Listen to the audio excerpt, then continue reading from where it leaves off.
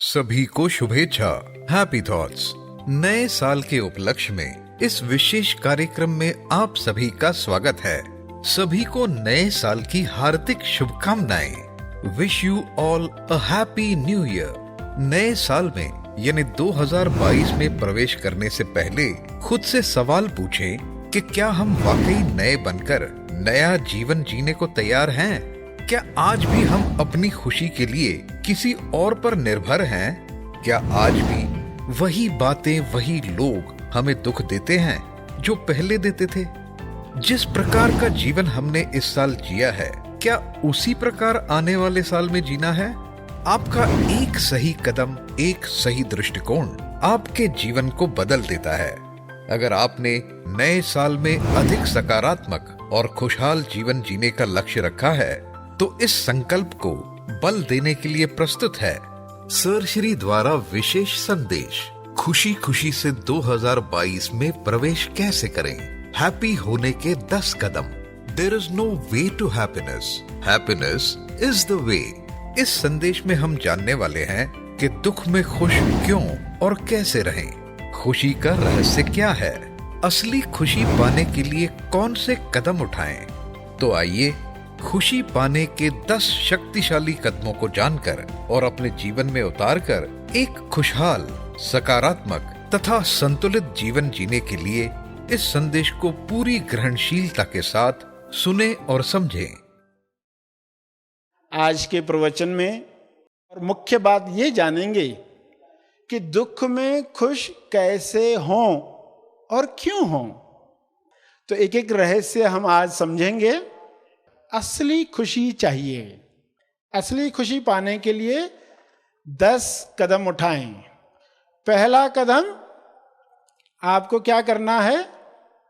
स्वीकार सीखना है। केबिन कोई बात नहीं कहना सीखना है। ये 2 उंगलियां बताई, यानी ये ब्रैकेट की उंगलियां है। जो भी चीज आप स्वीकार करना चाहते हो उसे इस ब्रैकेट में रखो। सवाल पूछो, क्या मैं इसे स्वीकार कर सकता हूं? क्या मैं इसे केबिन में रख सकता हूं? KBN। क्या मैं कोई बात नहीं कह सकता हूं? स्वीकार के साथ आपके दोनों हाथ खुल जाते, अस्वीकार के साथ आपका एक हाथ पीछे बंद जाता है। तो स्वीकार के साथ कदम उठाएं। क्या मैं इसे स्वीकार कर सकता हूं? पहला कदम। दूसरा कदम, आपको महाअनुवाद करना सीखना है। बहुत ही मुख्य कदम, महाअनुवाद। MA सीखना है कि जब भी आपके अंदर विचार आता है, नकारात्मक विचार, तो तुरंत आपको उसका अनुवाद करना है। अनुवाद यानी ट्रांसलेट। महाअनुवाद। महाअनुवाद आप सीख गए तो आपको दुख होना बंद होगा। अनुवाद करते ही अगर आपको अच्छा फील हुआ तो समझ जाना आपने सही ट्रांसलेट किया। अगर अच्छी फीलिंग नहीं आई तो समझना अनुवाद ठीक से नहीं हुआ। एक इंसान जो उम्र में थोड़ा बड़ा हो रहा है तो उसको क्या विचार शुरू होते? उम्र के साथ बहुत बीमारियां होती है, ऐसे विचार आते ना। तो अब महाअनुवाद क्या होगा? महाअनुवाद ये होगा, स्वास्थ्य का उम्र से लेना देना नहीं है। स्वास्थ्य का उम्र से लेना देना नहीं है। अनुवाद हुआ तो क्या हुआ? वो जो विचार था कि अभी मेरी उम्र बढ़ रही है, बीमारियां भी बढ़ेगी। आपको पता नहीं, ये पंक्तियां जब आप मान लेते हो उसका परिणाम आता है। हेरिडेटरी प्रॉब्लम है, मेरे माँ बाप को थी इसलिए मुझे होने ही वाला है। उम्र बढ़ रही है ना, अभी मेरे साथ ये होने ही वाला है। जिस चीज का आपको यकीन होता है उसके सबूत आपको मिलते हैं। तो अपना यकीन बदलो, महाअनुवाद करना सीखो। तीसरा कदम, कभी भी खुशी का चश्मा न उतारे। कभी भी खुशी का चश्मा न उतारे। खुशी की मुद्रा न छोड़े। ये खुशी की मुद्रा है। तो लोग आपको कुछ भी कहे, आपको खुशी की मुद्रा नहीं उतारनी है, चश्मा खुशी का नहीं उतारना है। खुशी के चश्मे से देखो हर घटना को। चौथा उपाय, जब भी दुख आए, घटना आए, कोई बुरा व्यवहार करे तो कहें कि ये घटना मेरी शुभ इच्छा में बल देने आई है, बल देने आई है। जब आपकी शुभ इच्छा में बल आता है तो आपके जीवन में वो चीजें आती है जो आप चाहते हो। तो जब भी दुख आए अपने आप को कहें ये बल देने आया है। और पांचवा, अपना बल प्रबल बनाना सीखें, बल प्रबल बनाना सीखें। इतना भी कर लिया आपने तो आप बहुत जल्दी देखोगे कि खुशियां ही खुशियां आपके जीवन में आ रही है। बल प्रबल, बल बुद्धि बल लाइक बीरबल, मनोबल लाइक सुकरात, जीसस, तुकाराम, मीरा, क्या क्या घटनाएं नहीं हुई उनके जीवन में, संत ज्ञानेश्वर। मगर देखोगे कैसे उन्होंने अपने बल को प्रबल रखा। आत्मिक बल, मनोबल उनका नहीं टूटा। तो बल को प्रबल पांचवी पॉइंट है। और फिर देखोगे बल को प्रबल करने के लिए आपने बुद्धि बल, मनोबल और आत्मिक बल बढ़ाया। बोनस में आर्थिक बल आ जाएगा, छठी पॉइंट है ये। और सातवीं पॉइंट क्या करना है, दुख का रिपीट ऑर्डर देना बंद करो। दुख का रिपीट ऑर्डर, रिपीट ऑर्डर का अर्थ क्या है, हम कोई चीज पसंद करते हैं, होटल में जाते खाना खाते, पसंद आया तो वेटर को कहते ये और लाओ। ये और लाओ का अर्थ क्या है, रिपीट ऑर्डर। दुख का रिपीट ऑर्डर देना बंद करो। अपने आप से पूछना ध्यान किस पर है, दुख पर ध्यान है तो आप रिपीट ऑर्डर दे रहे हो कि आगे भी यही आए।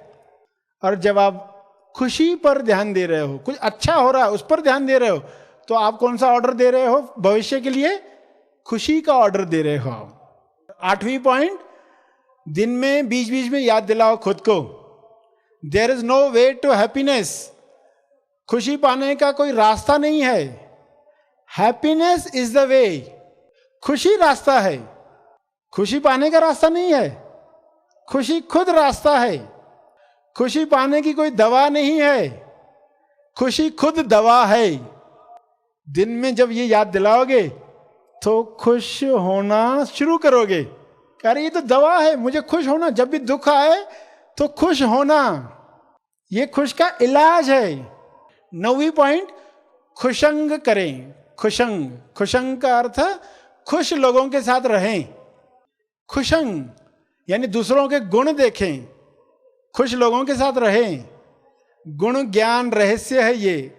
खुशंग करो, खुश लोगों के साथ रहो, तो 9th पॉइंट आपको समझ में आएगी। और आखिरी बात 10वीं पॉइंट, जो भी दुख आपको आ रहा है वो मेरे शरीर के साथ है, मेरे मन के साथ है, मेरे साथ नहीं।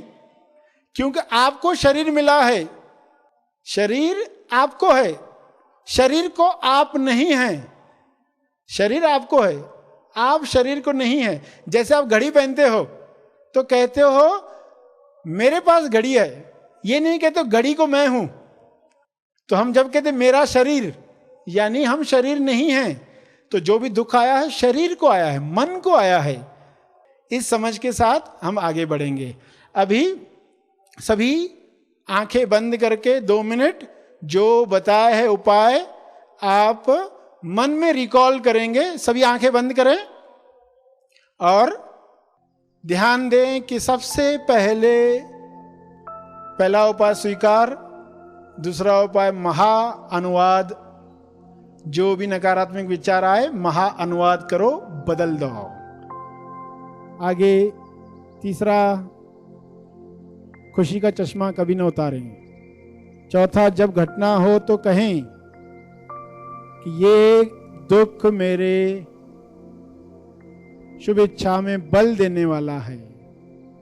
तो जब भी दुख आए तो कहो अब मुझे आजाद होना है, बहुत हो गया दुख, अब मुझे मुक्त होना है। तो दुख को बल बढ़ाने में इस्तेमाल करो। और अगला उपाय बताया कि बीरबल की तरह बुद्धि बल बढ़ाओ, मनोबल, आत्मिक बल, आर्थिक बल बोनस में आएगा। रिपीट ऑर्डर बंद करो। दुख को कैसे देखें, ध्यान की ट्रेनिंग। और आगे आप याद दिलाओ, खुशी पाने का रास्ता नहीं, खुशी खुद रास्ता है, इसलिए मुझे खुश होना है। खुशी खुद दवा है। 9वां, आपको खुशंग करना है। खुशंग का अर्थ है खुश लोगों के साथ। गुणों को देखो। दुख आए तो कहो शरीर को दुख आया है, शरीर दुखी है, मन दुखी है, मैं नहीं। और आंखें बंद करके आपने सब रिकॉल किया ताकि आप आगे इनका इस्तेमाल कर पाएं।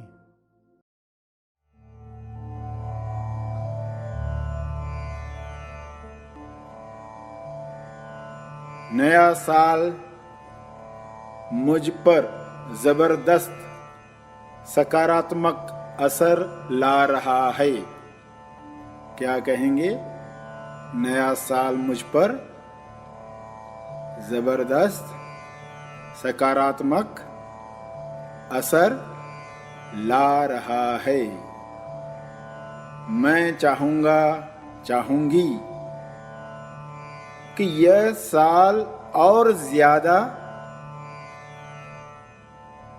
सृजनात्मक, रचनात्मक, स्वास्थ्यात्मक और सकारात्मक असर मेरे जीवन में लाए। मैं चाहूंगा कि यह साल और ज्यादा सृजनात्मक, रचनात्मक, स्वास्थ्यात्मक, सकारात्मक असर मेरे जीवन में लाए।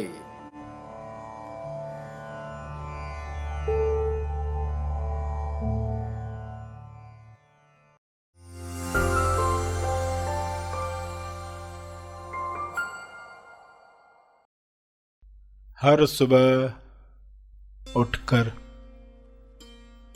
कुछ पंक्तियों का उच्चारण करें। हर दिन मुझे जीत मिलती है या सीख मिलती है, जरूरत अनुसार पैसा अपेक्षित अपेक्षित रास्तों से मेरे पास आ ही जाता है।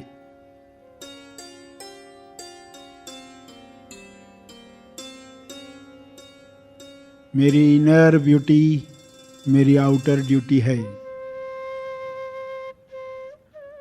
मेरे सारे निर्णय और मेरे कहे गए शब्द सदा मेरे हक में खड़े रहते हैं, सदा मेरे हक में काम करते हैं।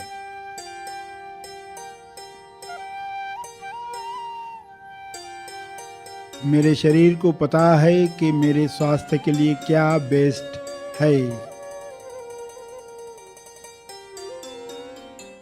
सफलता के सारे गुण मुझ में पैदा हो रहे हैं। सफलता के सारे गुण मुझ में पैदा हो चुके हैं। मैं सदा खुश रहूं, ये मुझे मंजूर है।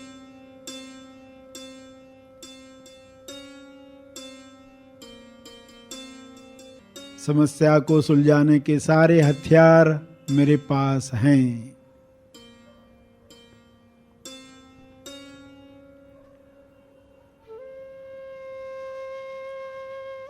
मैं आदतों को छोड़ता नहीं, नई आदतों से बदल देता हूं।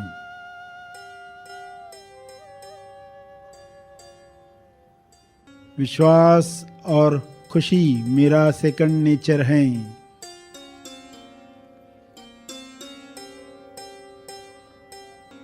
नेगेटिव लोगों को मैं माफ और खुशी से, शालीनता से विदा करता हूं।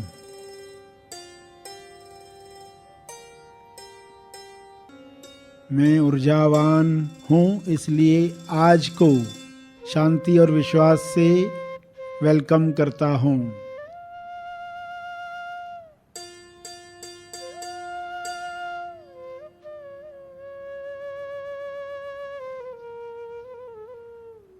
मैं जो हूं वही बनकर खुश हूं।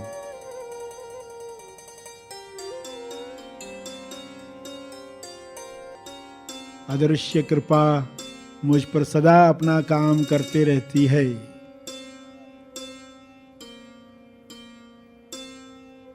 हर कमी में मेरी बिगड़ी बनी है। दिव्य योजना के अनुसार जो मेरा है वह कोई नहीं छीन सकता।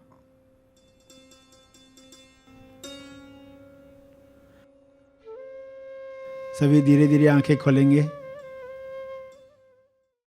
सभी को नए साल की हार्दिक शुभकामनाएं। Wish you all a happy new year.